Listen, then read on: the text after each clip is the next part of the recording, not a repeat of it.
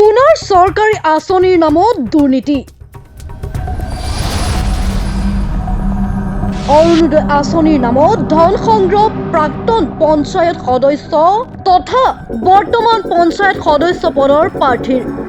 দুখীয়া মহিলাৰ পৰা আঁচনিৰ নামত 500 টকাকৈ লৈও আঁচনিৰ পৰা বঞ্চিত কৰিলে দুখীয়া মহিলাক। চৰকাৰী আঁচনিৰ নামত ধন সংগ্ৰহৰ কথা বহু পুৰণা।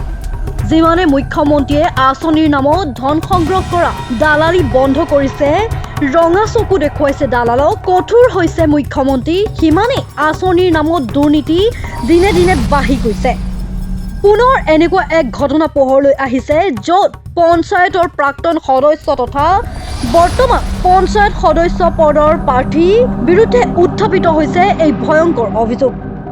অৰুণোদয় আঁচনিৰ নামত ধন সংগ্ৰহ প্ৰাক্তন পঞ্চায়ত তথা বৰ্তমানৰ পঞ্চায়ত সদস্য প্ৰাৰ্থীৰ প্ৰতিদ্বন্দ্বিতা আগবঢ়োৱা আলিমুদ্দিন শ্বেখৰ বিৰুদ্ধে একাংশ দুখীয়া মহিলাৰ পৰা সংগ্ৰহ কৰিছে 500কৈ টকা, কিন্তু টকা দিয়াৰ পিছতো বঞ্চিত হ'ল অৰুণোদয় আঁচনিৰ পৰা। কোনোবাই যদি দিন হাজিৰা কৰি টকা দিছে, আন কোনোবাই আকৌ আত্মসহায়ক গোটৰ পৰা টকা লৈও দিছে সদস্যগৰাকীক।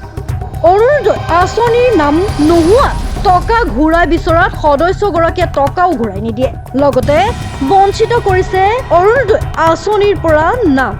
এই অভিযোগ উত্থাপন কৰিছে এইসকল লোকে। উত্থাপন কৰিছে অভিযোগ বঙাইগাঁও জিলাৰ টাকুনাবাৰী গাঁৱৰ একাংশ মহিলাই। উল্লেখ্য যে পূৰ্বৰ দক্ষিণ বৈতমাৰী গাঁও পঞ্চায়ত আৰু বৰ্তমানৰ ধনতোলা গাঁও পঞ্চায়তৰ অন্তৰ্গত ঢাকুনাবাৰী গাঁৱৰ একাংশ দুখীয়া পুৰুষ মহিলাৰ পৰা অৰুণোদয় আঁচনিৰ নামত 500 টকাকৈ সংগ্ৰহ কৰাৰ অভিযোগ উত্থাপিত হৈছে প্ৰাক্তন পঞ্চায়ত তথা এইজন বৰ্তমান পঞ্চায়ত সদস্য পদৰ প্ৰাৰ্থীৰ বাবে প্ৰতিদ্বন্দ্বিতা আগবঢ়োৱা আলিমুদ্দিন শ্বেখৰ বিৰুদ্ধে।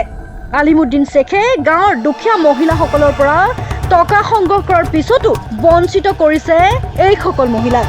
কিন্তু আলিমুদ্দিন শ্বেখৰ নিজ জীয়াৰীৰ নাম অন্তৰ্ভুক্ত কৰাৰো অভিযোগ উত্থাপিত কৰিছে ৰাইজে।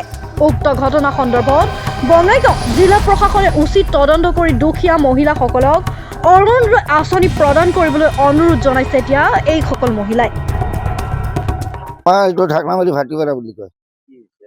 এই যে অৰুণোদয়ৰ গৰীব মানুহ যিহঁতৰ টকা লৈছে, 500 কৰি টকা লৈছে, আমাৰ আলিম মেম্বাৰে সিহঁতৰ অৰুণোদয় হোৱা নাই, আৰু ধনী মানুহগিলাৰ অৰুণোদয় হৈছে।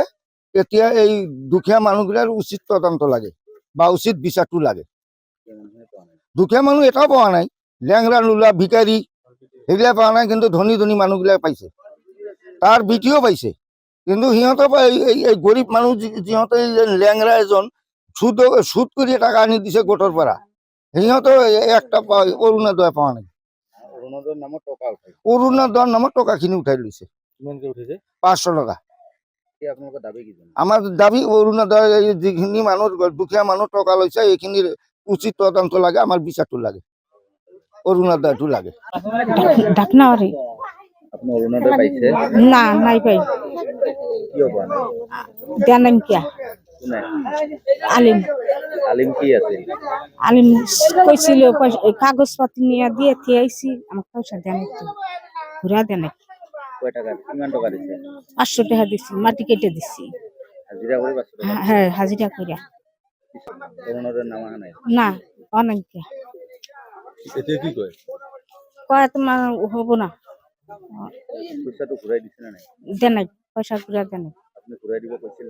আমি কইছিলাম পয়সা নিয়ে গেছিলাম, ঘুরা নিবেন আমার না খেতে আমি আলিমের ওচৰত যাইয়া কাগজ পাতি আমার যেখিনি কাগজ পাতি আছে সব জেরক্স করে জমা দিছি।